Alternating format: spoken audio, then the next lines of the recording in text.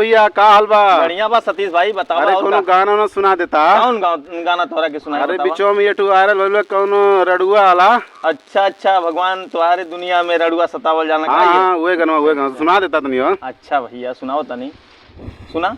हाँ सुनावा। भगवान तुम्हारे दुनिया में क्यों रड़ुआ सताए जाते हैं?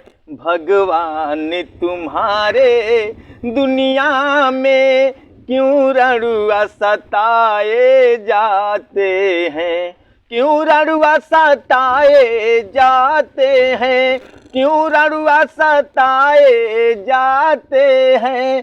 क्यों रड़ुआ सताए जाते हैं? दुनिया में कहीं ठिकाना नहीं, हर घर से भगाए जाते हैं। भगवान तुम्हारे दुनिया में क्यों रड़ुआ सताए जाते हैं। नमस्ते, प्रणाम।